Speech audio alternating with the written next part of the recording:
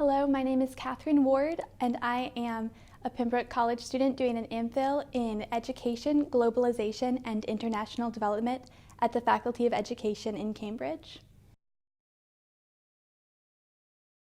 For quite a while, I've been interested in the intersection between migration and education.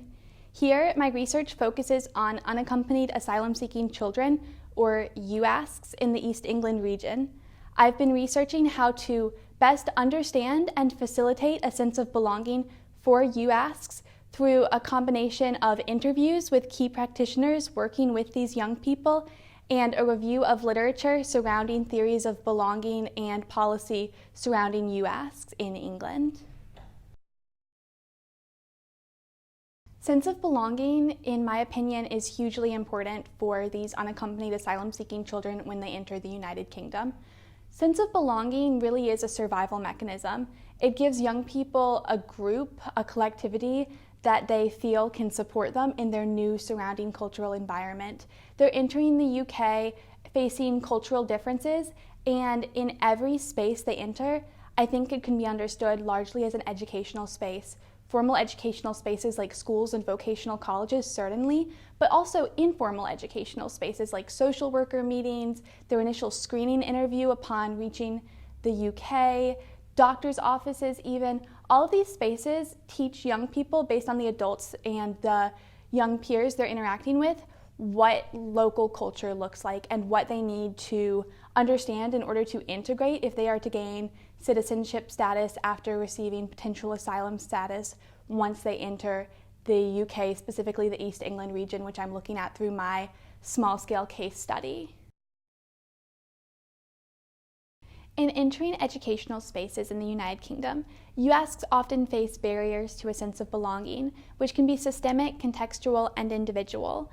These young people often come with a great deal of trauma, which can contribute to mental health stress, as they've undertaken often a quite harrowing journey to reach the United Kingdom. However, I very much recognize that practitioners have potential to help these young people experience a sense of belonging in classroom spaces and in the informal educational spaces I previously mentioned. From my interviews with those recognized as key practitioners working with UASCs in the East England region, I very much recognize both politics of childhood and politics of belonging as being key to developing a sense of belonging for these young people. That is, in terms of politics of childhood, these young people need to be recognized as children first, then asylum seekers. Although they are adolescents occupying a very particular life stage, they are also children according to the United Nations Convention on the Rights of the Child, as they are under 18, and therefore they deserve the rights of children first. In terms of politics of belonging, it's very important that practitioners, as members of the social majority in the UK, make sure that these young people feel accepted in local society. In order to do so, I believe it is important for there to be a two-way street of cultural exchange.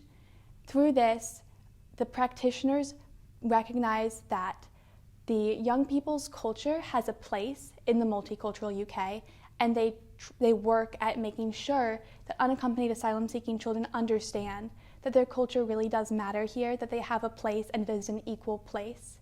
Now, at the same time, practitioners, in addition to working to make sure that they understand the UASC's cultural backgrounds and teach them that it does have a place in the UK, they also must aim to show the value of equality as a fundamental British value, showing that British culture sees equality between, for example, men and women. So while a young person, perhaps a young girl, might feel when she enters the UK that her opportunities are more limited than males based on the experiences she had in her home country, she must be taught by practitioners that she has an equal place in the classroom and beyond. Education is incredibly holistic. UASCs are exposed to and learn about UK culture both inside and outside of the classroom.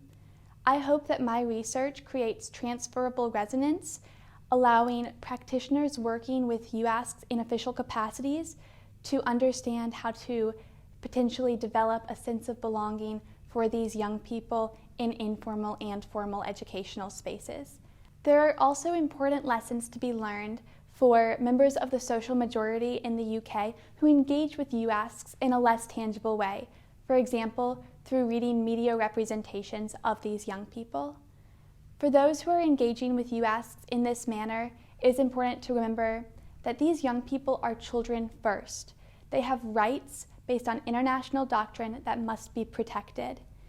If members of the social majority work to help these young people through surrounding rhetoric feel a greater sense of belonging in the UK, then these young people will be more likely to find a sense of success in their new surrounding culture. Thank you.